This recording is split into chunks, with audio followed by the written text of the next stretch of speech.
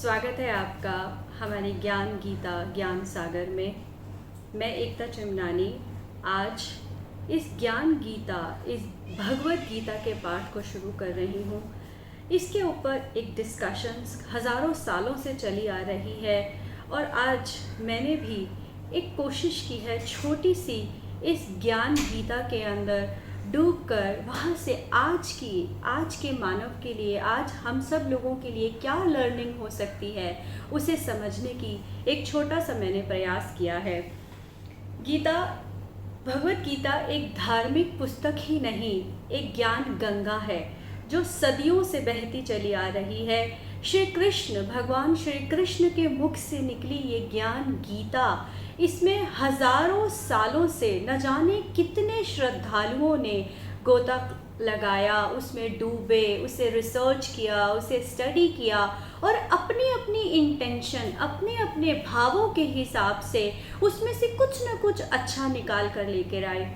मैंने इसे ज्ञान गंगा क्यों कहा है? जैसे गंगा सदियों से बहती आ रही है, कभी एक क्षण के लिए भी नहीं रुकी, उसी प्रकार महाभारत एक घटना के रूप में हम लोगों के दिल और दिमाग में छपी रही। परंतु गीता की अगर बात करें तो भगवत गीता एक गंगा की तरह बहती चली आ रही है, जिसमें से हर रोज़ नई लर्निंग्स हम लोगों को मिलती आती हैं। जितने श्रद्धालुगण अपने अपने भाव के अनुसार उस गंगा में गोता लगाते हैं, जो जो उन्हें चाहिए वह अपने मतलब का निकाल कर ले आते हैं।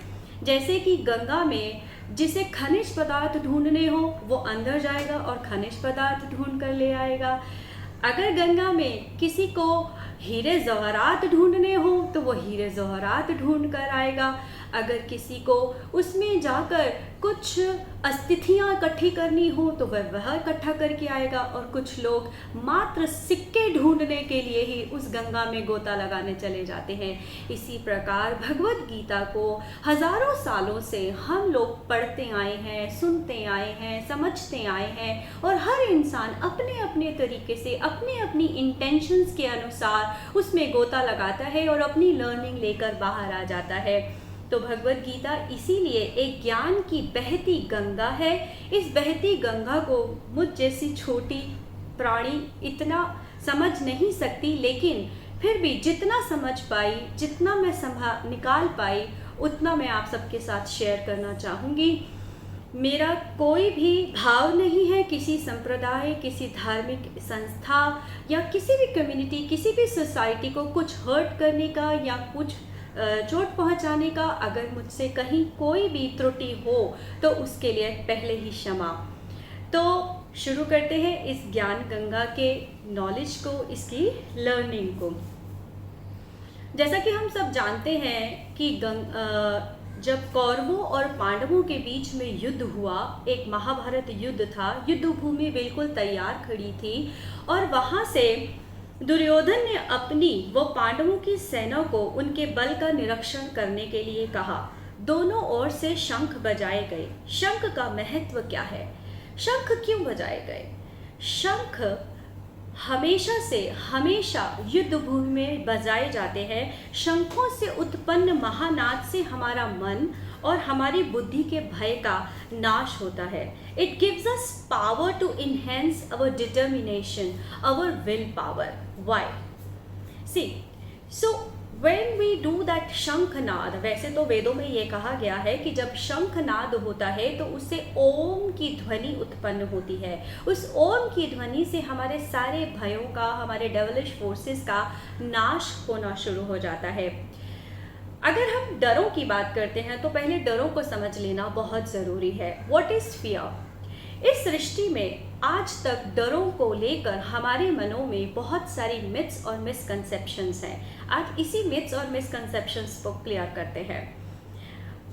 As per researchers, the fear, every fear is acquired fear.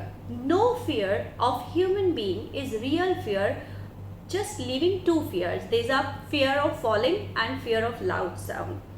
तेज आवाज़ और गिरने का डर, जैसे कि एक टर्बुलेंस होती है जब हम लोग एरोप्लेन में होते हैं, जब वो नीचे गिरता है तो आत्मा स्वाभाविक रूप से डर जाती है, या अगर कोई प्राकृतिक आपदा आ जाए, तेज आवाज आ जाए, तो आत्मा अपने आप स्वाभाविक रूप से कहीं एक डर में आ जाती है। तो केवल तेज आवाज और गिरने का डर ही हमारा रियल फियर है। इसके अलावा जितने भी फियर्स हम ह्यूमन बीइंग्स के हैं वह सब हमारे संस्कारों से हमें मिले हैं। They are acquired fears. Even the fear of death, the fear of death is not real fear, that is also acquired fear. So we need to understand कि जब fear of death भी हमारा acquired fear है, या हमारे सारे डर सिर्फ हमारे दिमाग की कहानियों से बने हैं, तो वह हमें इतने रियल क्यों लगते हैं, और उन्हीं दिमाग की कहानियों के डरों के अंदर हम अपने जीवन की व्यवस्था को अस्त व्यस्त क्यों कर देते हैं। तो इन्हीं सब चीज़ों को समझते हुए भगवद गीता से कहाँ आज की मॉडर्न टाइम्स में हमें लर्निंग्स को लेना है, इसी जर्नी को हम आगे चालू रखेंगे।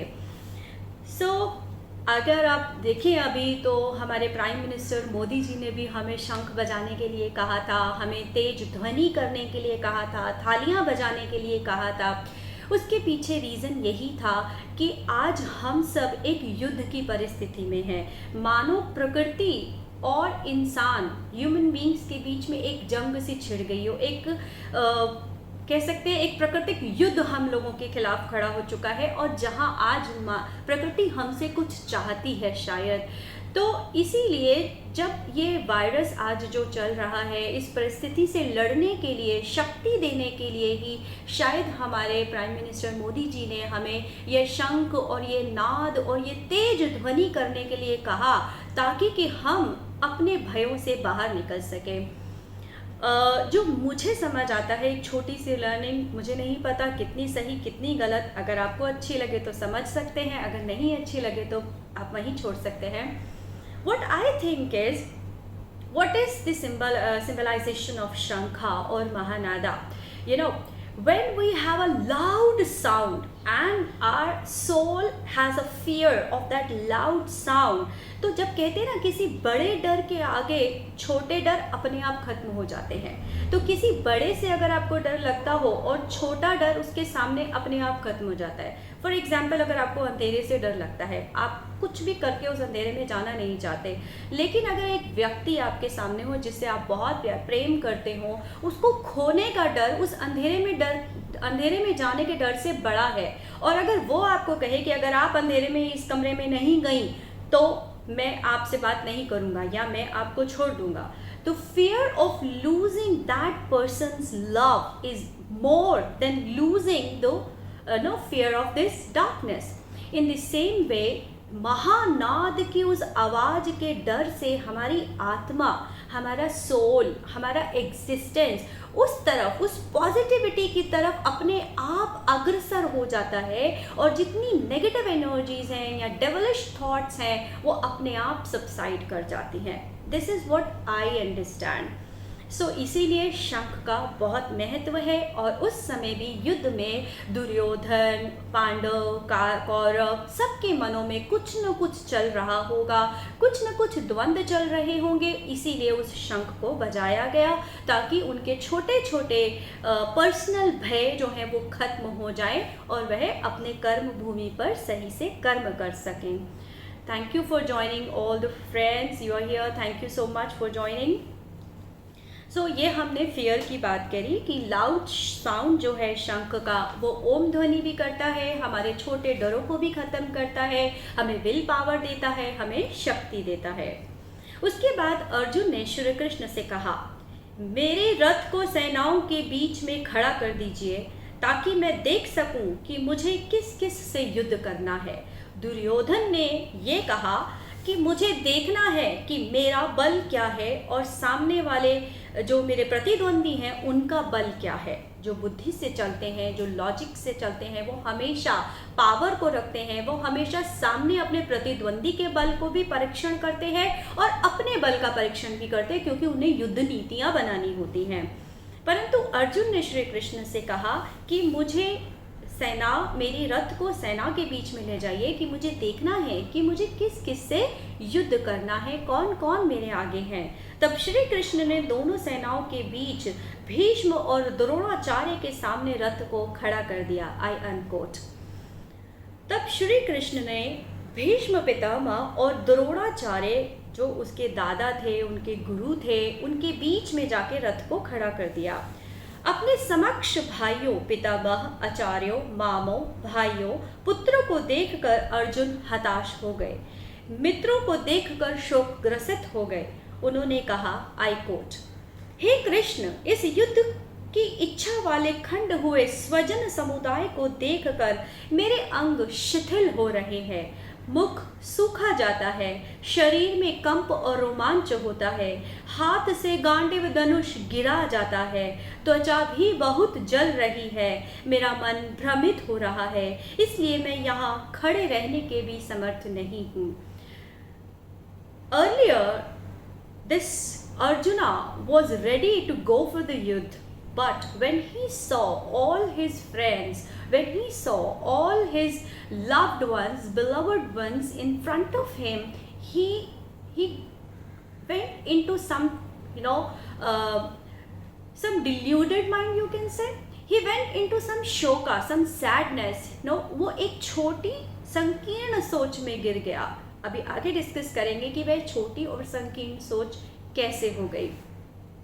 तो उसके हाथ पैर शिथिल हो गए, उसका धनुष गिरता जा रहा था, उसके बॉडी में अजीब सी सेंसेशंस हो रही थी, मानो उसकी विल पावर लूज हो गई हो, वह आगे काम नहीं कर पा रहा हो। जो कर्म भूमि में युद्ध में खड़ा है वहाँ युद्ध छोड़कर बैठ गया है और वह कहता है श्री कृष्ण से कि मुझे नहीं समझ में आ रहा कि मैं अपने इन सब लोगों को कैसे मार दूं, जिन लोगों ने मुझे अपने हाथों में खिलाया है, जिन्होंने मुझे पढ़ाया है, जिनसे मैं अति प्रेम करता हूँ, मैं उन्हें कैसे मार दूं। So why Arjuna is feeling this type of weakness? What is the reason? Arjun is a conscious soul. Whenever a conscious person is about to do anything wrong as per the society conditioning, he feels the same. कैसे? हम लोग human beings हैं, हम अनदेखे में, अनजाने में बहुत सारे कर्म करने शुरू कर देते हैं, लेकिन कहीं ना कहीं जब हमारी अंदर से एक अंतर्मन की आवाज़ आती है कि यह ठीक नहीं है, तो हम द्वंद्व में फंस जाते हैं। हम दो पार्ट में बच जाते हैं कि मुझे करना है या नहीं करना। 99% मेरा मन कहता है कि मुझे ये करना है, लेकिन 1% मेरे अंदर कहीं ना कहीं ये भावना आ जाती है कि शायद ये गलत हो रहा है, शायद मेरा कुछ कर्म गलत हो रहा है। तो वो कंडीशनिंग्स हैं, जो सोसाइटी की नॉर्म्स हैं, उनके अगेंस्ट जब हम जाने की कोशिश करते हैं तो हमारे अंदर एक द्वंद्व शुरू हो जाता है, हमारे अंदर एक लड़ाई, मन और दिमाग में, बुद्धि और हार्ट में एक लड़ाई होनी शुरू हो जाती है, जो स्वाभाविक है। तो Arjun is a personification of a normal human being. So he feels the same. Whereas the lack consciousness person never bother about breaking rules or any society. अगर हम देखें तो Duryodhan is symbolization of delusion, ignorance, darkness. तो जो लोग इस deluded mind में रहते हैं, इल्यूजन्स में रहते हैं, इग्नोरेंस में रहते हैं, अंधकार में हैं, उनको कोई फर्क नहीं पड़ता कि वे किसी की हत्या कर रहे हैं, किसी को मार रहे हैं या किसी का बुरा कर रहे हैं, या उनके किसी कर्म से किसी को कोई फर्क पड़ रहा है। Because if you talk about, एक ही ह्यूमन बीइंग के अंदर डेविल भी है और एक ही ह्यूमन बीइंग के अंदर देव भी है, गॉड भी है। So it's about elevating which condition you choose, right. So अगर दुर्योधन की बात करते हैं तो मेरी समझ में दुर्योधन उस समय, जबकि दुर्योधन भी ज्ञानी है, जबकि दुर्योधन पूरा पढ़ा लिखा है, उसने उसी गुरु से शिक्षा ली है, दीक्षा ली है जिससे अर्जुन ने ली है, वह बहुत बलवान है, बहुत अच्छा क्षत्रिय है, सारे गुण हैं, परंतु एक अंधकार की लेयर है उसकी आंखों पर, परंतु वह एक डिल्यूजन में, एक इग्नोरेंस में है, जिसे आप अंधकार कह सकते हैं। जो आज अगर हम अपनी मानव जाति पर देखें, ह्यूमन बीइंग्स में देखें, तो हम सब भी, कुछ हम में से ऐसे हैं कि हम इल्यूजन्स में रहते हैं, इग्नोरेंस में रहते हैं, डार्कनेस में रहते हैं, सही डिसीजंस नहीं ले पाते। उस डार्कनेस की, उस पर्दे के अंदर हम बहुत कुछ ऐसा कर जाते हैं जिससे कि हमारे सेकेंडरी और इमीडिएट कर्मास बनते चले जाते हैं, और जब वो बीज चला जाता है तो पौधा तो बनेगा ही बनेगा, और जब रिजल्ट आता है तब हम कहते हैं हमने तो कुछ नहीं किया, तब हम रोते हैं। तो यही बात समझाने की कोशिश है कि Duryodhan is the personification of all that ignorance, darkness, वो अंधकार जो अंधकार में है, उसे प्रकाश के बारे में पता ही नहीं, तो उसका कोई दोष ही नहीं।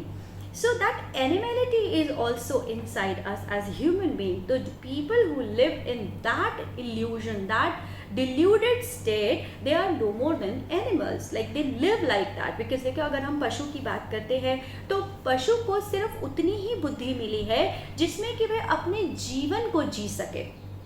उसकी इंटेलिजेंस ह्यूमन बीइंग जितनी नहीं है।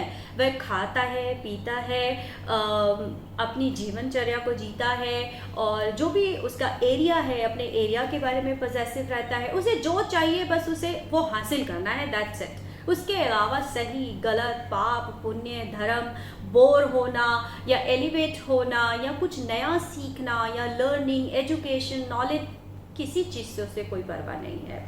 तो इसी प्रकार जब हम उस डिल्यूडेड स्टेट में रहते हैं तो हम अगर कुछ अनप्रोडक्टिव तरीके से जी रहे हैं, प्रोडक्टिव नहीं कर रहे, सोसाइटी को, इस दुनिया को कुछ प्रोडक्टिव नहीं दे रहे, तो मुझे लगता है कि we are living no more than animals. हम लोग पशु से ऊपर कुछ नहीं हैं, उस इंस्टिंक्ट्स में हैं जहाँ हम अंधकार में हैं, जिसे प्रकाश के बारे में पता ही नहीं, नॉलेज के बारे में पता ही नहीं, इंसान को बुद्धि को कैसे यूज़ करना है उसके बारे में पता ही नहीं, तो वो कुछ नहीं कर सकेगा। तो if we consider today situation, तो हम सब लोग इसी युद्ध में है। ये एक वॉर है जहाँ हम डिफरेंट लोग डिफरेंट तरीके से, डिफरेंट पर्सपेक्टिव से रिएक्ट कर रहे हैं। We need to understand this on a deeper level. As a human being we have intelligence. हम लोग पशु नहीं हैं, हमारे अंदर पशु से ऊपर बुद्धि है। उस सद्बुद्धि को यूज़ करना बहुत ज़रूरी है।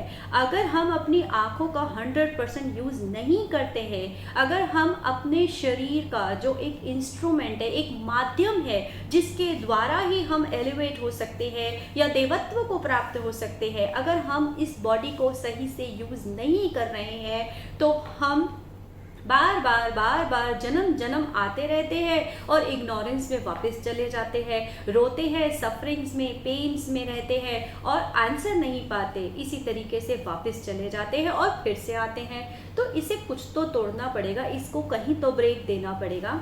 So as a human being, this is our responsibility to understand where do I stand? Am I living as an animal? As that deluded mind, or am I living as a human being, or am I reaching towards devatva? Am I reaching towards that powerful self? There are three self. One, Duryodhan. Second, Arjuna. Third, Krishna. So Duryodhan is symbolizing the deluded mind people. Arjuna is symbolizing people, अभी हम उसे भी discuss करेंगे, the people who are human beings who are in two minds, they do plus minus but the result is minus, right? And the third one is Shri Krishna. He is God, we all can be God. He symbolizes, Sri Krishna symbolizes the power, the excellence, the self, no, the supreme. We all have that power. We need to understand कि human beings की ये जो journey है ये देवत्व की तरफ है, ये देवता बनने का प्रोसेस है. तो जितना जल्दी हम इस देवत्व पर पहुँचेंगे उतनी जल्दी हम अपनी न्यू इनोवेशंस को, नए चीज़ों को देख पाएंगे और इस यूनिवर्स को एक नया रूप दे पाएंगे. तो whereas एनिमल्स और बर्ड्स जो हैं दे डोंट हैव दैट पावर, तो उनको तो हम कुछ कह ही नहीं सकते. उन्हें जितनी बुद्धि दी गई है वह उतना काम कर रहे हैं. दे लैक दैट इंटेलिजेंस और awareness. Their intelligence work only tell them the important things to do. So the animals and birds, they are just eating, sleeping, producing kids. They have, and one fine day they just die. And they at least they are not bother about anything, then right wrong, किसी चीज़ की उन्हें कोई परवाह नहीं होती. They are not aware of knowledge, God, universal powers. They never think about the new ways of comfort, luxuries. They never get bored. They don't have any power to become supreme. They only know the basic needs and how to fulfill their needs. They can kill or hunt anyone just for the fulfillment of their needs. Though they are possessive about their area, so they never allow anyone to enter into their space, right? On the other hand, human beings, they have most intelligent and powerful mind. They are the powerful transformers. They have tendency to create miracles. They can do anything with, they can change their life and the entire universe life.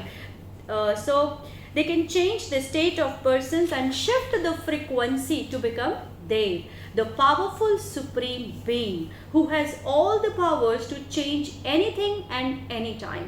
तो इस युद्ध में हमारे पास वह ताकत है जहां हम इस सिचुएशन को चेंज कर सकते हैं.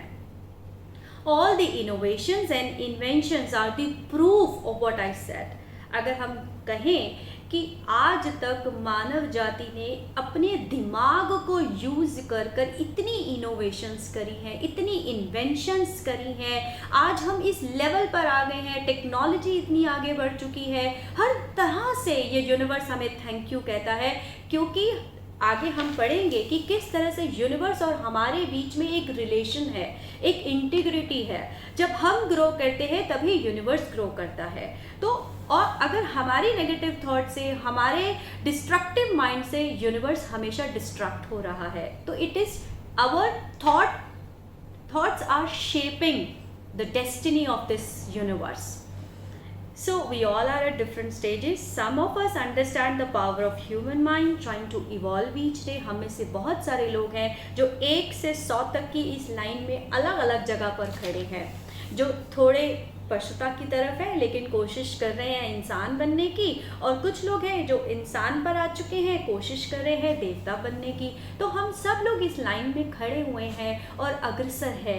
महागीता, महाभगवत गीता, ये हमें सब बताएगी कि किस तरीके से हम इस चीज़ से निकल कर आ सकते हैं, कैसे इस लर्निंग को अपनी लाइफ में लेकर आ सकते हैं. अब बात करते हैं ह्यूमन बीइंग्स की.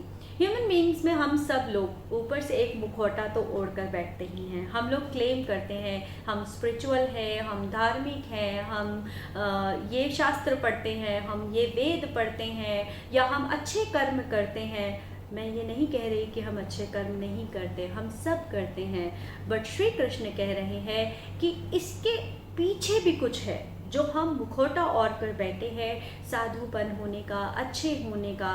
तो अंदर कहीं ना कहीं अभी भी हम सब के अंदर कुछ डिस्टर्बेंस है. वह दौड़ है, देवत्व बनने की दौड़ है. अगर ऐसा नहीं होता तो हम देव बन चुके होते, हम इन सब चीज़ों से ऊपर जा चुके हो चुके होते. So some of us claim that we are spiritual, we follow rituals, we follow, we read scriptures, we do lot many things to elevate our life condition, but that is not enough until and unless we are aware that what exactly we are doing. शास्त्र दुर्योधन ने भी पढ़े थे, मैंने पहले भी कहा. गुरुकुल में दुर्योधन भी गया था, वह ज्ञानी था, वह सब कुछ कर रहा था, लेकिन कहीं ना कहीं अंदर पशुता अभी भी थी. डेविलिश नेचर उसे वह अभी भी था. इसीलिए जो उसे चाहिए था बस चाहिए था. उसके लिए वह चाहे किसी को मारना पड़े, किसी को काटना पड़े, चाहे उसके अपने ही उसके सामने क्यों ना खड़े हों, किसी का शोषण करना पड़े, दुर्योधन को कोई फर्क नहीं पड़ता था. अज्ञान, वासना का अंधकार, और इस सब के अंदर उसे पता ही नहीं कि प्रकाश क्या है, उसे पता ही नहीं कि इंसानियत क्या है, उसे पता ही नहीं कि देव बनने की कोई दौड़ भी है. ही हैज़ अगर कहा जाए तो उसके पिता अगर देख नहीं सकते थे आँखों से, तो मैं कहूँगी कि दुर्योधन आँखों से भी नहीं, आँखों से तो देख सकता था परंतु अपने मेंटल आइज से नहीं देख पाता था चीज़ों को। वो बहुत संकीर्ण लेवल पर सोच रहा था, छोटे लेवल पर सोच रहा था, बड़े पर्सपेक्टिव से नहीं देख पाता था। अहंकार और अज्ञान के अंधकार में आज हम भी शायद कहीं ना कहीं दुर्योधन की तरह ही हो गए हैं। अगर हम अपनी बुद्धि का सही इस्तेमाल नहीं करते, क्योंकि बुद्धि अगर सही रहेगी तभी हमारे नर्वस सिस्टम हमारे हाथों को सही कर्म करने का संकेत देगा। अगर हमारी बुद्धि सही होगी तभी हम सही कर्म करने के लिए प्रेरित होंगे। अगर हमारी बुद्धि सही होगी तभी ज्ञान की बातें सुनने के लिए उत्सुक होंगे। अगर ज्ञान या कॉन्शियस रहने वाली बुद्धि हमें हर पल अच्छे और बुरे कर्म का संकेत देती रहेगी, हमारा मार्गदर्शन करती रहेगी, तो हम अज्ञानी या लैक कॉन्शियसनेस में नहीं रहेंगे। क्योंकि आज भी लैक कॉन्शियसनेस में जीते हुए लोग दुर्योधन से बढ़कर शायद नहीं हैं। लैक कॉन्शियसनेस क्या है और कॉन्शियसनेस क्या है, इसे भी आगे हम स्टडी करते रहेंगे। इसका परिणाम क्या होगा अगर हम लोग उसी लैक कॉन्शियसनेस में जीते रहे, आज भी जागेंगे नहीं, तो इसका परिणाम क्या होगा। और परिणाम आप सब जानते ही हैं, plus minus equals to minus, minus minus equals to minus, right. जब तक प्लस और प्लस नहीं होगा तब तक प्लस आंसर नहीं आएगा इक्वेशन का।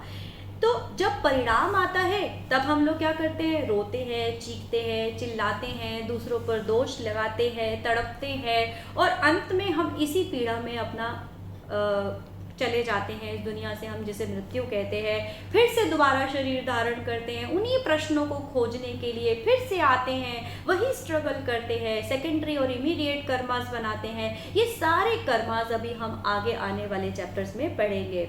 दूसरी ओर जो कॉन्शियस लोग हैं वह धार्मिक हैं, वह सचेत है, वह मनुष्य होने का संकेत देते हैं, लेकिन वह लोग भी कहीं ना कहीं अर्जुन हैं। ज्ञान है परंतु कहीं ना कहीं अंदर पशुता है, प्लस माइनस।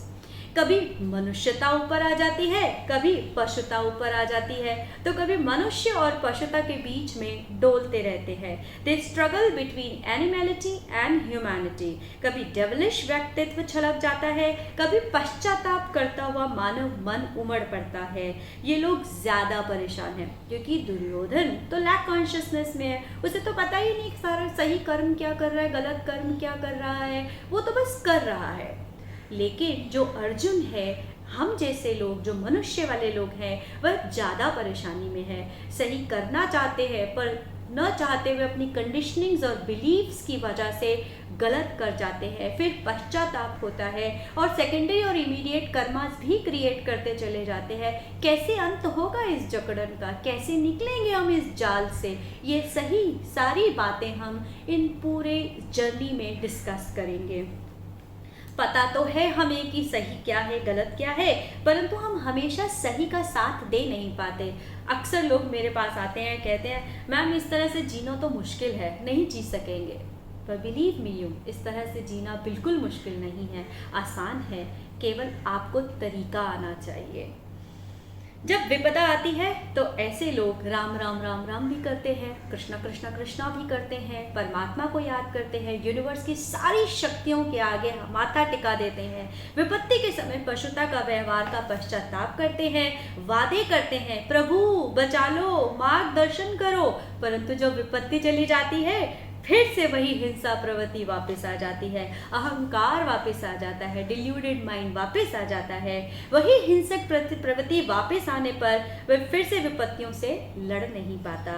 उस अवस्था में उसका हाल अर्जुन जैसा होता है, वह अपने हथियार डाल देता है, बेचारा बन जाता है। उसका दिल दिमाग एक जंग के बीच में लड़ रहा होता है, इस जंग में वह कमज़ोर पड़ जाता है, रोता है, बिलखता है, लड़ने से पहले ही हार जाता है, विल पावर टूट जाती है। आपने देखा होगा जब मुश्किल टाइम आता है और हमारे बीच में एक द्वंद्व चल रहा होता है दिल और दिमाग के बीच में, तो हम अपनी विल पावर लूज़ कर जाते हैं, हार जाते हैं, टूट जाते हैं, दूसरों को ब्लेम करते हैं, बेचारे बन जाते हैं, परमात्मा के आगे भीख मांगते हैं, क्या क्या नहीं करते, कैसे कैसे तरीके से उस परमात्मा को रिझाने की कोशिश नहीं करते, कहाँ कहाँ जाने की कोशिश नहीं करते, परंतु वहाँ हम बीज बो चुके हैं, फल आ चुका है, अब चेंज नहीं हो सकता।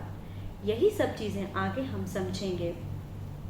पर वहाँ से भाग जाना चाहता है, तब हम उस सिचुएशन से भाग जाना चाहते हैं कि भगवान एक बार इस प्रॉब्लम से निकाल दो, मैं कभी इसमें दोबारा नहीं फंसूंगी, मैं कभी ऐसा काम दोबारा नहीं करूँगी। हम बार बार ये कहते हैं, हम वहाँ से भागना चाहते हैं। उस समय ऐसा प्रतीत होता है कि ये मनुष्य कितना बेचारा है, इसके प्रति हम सांत्वना भी इकट्ठी करते हैं लोगों के कि देखो मैं कितनी परेशानी में हूँ, मैं कितने दुख में हूँ, मैं कितना परेशान हूँ, तो हम सांत्वना इकट्ठी करते हैं। ऐसा प्रतीत होता है कि ये आदमी कितना साधु है, कितना बेचारा है, कितना अच्छा है ना ये आदमी। लेकिन हमें समझना होगा कि फल अगर बबूल का आ रहा है तो पीछे बबूल ही बोया गया है। साधु पूरी तरह से नहीं है, plus plus equals two plus होता है। यह दौड़ है साधु बनने की, परंतु पूर्णतः साधुता नहीं है। अगर पूर्ण रूप से साधु होता तो युद्ध ही नहीं होता। यही बात अर्जुन पर भी लागू होती है कि अर्जुन अगर पूर्ण रूप से अहिंसाकारी है, हिंसा नहीं चाहता, तो वहाँ युद्ध में आता ही नहीं, ये युद्ध कड़ा ही नहीं होता। परंतु वह भी साधुता की दौड़ में है और अभी कहीं पशुता है। श्री कृष्ण पूर्ण साधु हैं, वे मनुष्यता से ऊपर हैं, जहाँ उन्हें पूर्ण ज्ञान है कि जब जो मरेगा वह असली में मरता नहीं, आत्मा सदा अजर अमर है। बाहरी शरीर 5 भूतों से बना है, 5 भूतों का शरीर जब नष्ट हो जाएगा तब भी सूक्ष्म शरीर वहीं स्थिर रहेगा, उसे किसी प्रयोजन से खत्म नहीं किया जा सकता। So we'll discuss everything in next chapters, but the learning behind is like keep forwarding toward humanity, try to be conscious every moment, live in the present moment and be conscious about every efforts we are taking to create causes which can create efforts which can spread harmony and peace. तो हमारी learning इस chapter से यही है कि हर वक्त अगर हम कॉन्शियस रहते, मैं ये नहीं कहती कि 24 घंटे एक ही बार में आप कॉन्शियस रहना शुरू कर देंगे, लेकिन आप शुरुआत तो कर सकते हैं, ट्राई तो कर सकते हैं। शुरुआत कीजिए छोटे छोटे गोल से। आज आधे घंटे के लिए मैं कॉन्शियस रहूँगी, मैं ये देखूँगी कि मैं क्या एक्शन कर रही हूँ, क्या मेरा दिमाग और मेरा दिल अलाइन है। अगर मेरा दिमाग कह रहा है करो करो कुछ नहीं होता और दिल कह रहा है मत करो ठीक नहीं है, तो मुझे कॉन्शियस रहना है, मुझे अलाइनमेंट लेकर आनी है।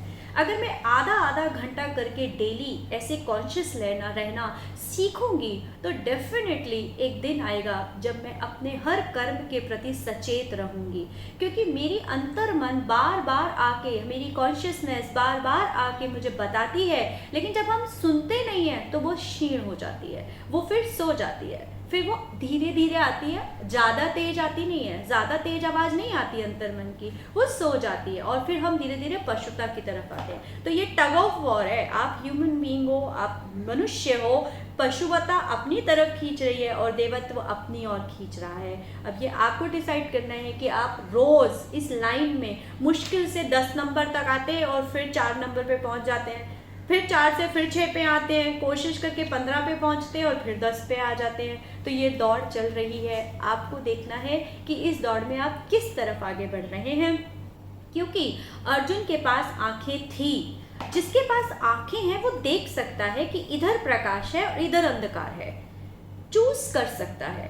अगर आंखों वाला भी प्रकाश की तरफ न जाके अंधकार की तरफ जा रहा हो, फिर उसके लिए तो कोई माफ़ी नहीं है, फिर उसको बेचारा बनने का कोई हक नहीं है, क्योंकि with your conscious choice you are sowing seeds. So be prepare for the effects, be prepare for the effects. You know, if अगर हम कॉज एंड इफेक्ट की बात करते हैं, अगर हम लॉ ऑफ अट्रैक्शन की बात भी करते हैं, तो जो सोच आप फेंक रहे हो वही सोच आपके पास वापस आ रही है। आज गड्ढा हम किसी के लिए भी खोद रहे हैं, वह गड्ढा मेरे लिए खुद रहा है, कल मैं उसी में जाने वाली हूँ। So we need to understand this thing. How am I spending my time? Am I using my life, my eyes, my nose, my mouth, my ears for the productive things? Or am I just using my life for unproductive things? We need to understand. We need to have that conscious thinking now. This is the time. अगर हम आज भी नहीं जागेंगे तो फिर कभी नहीं जाग पाएंगे. We have to.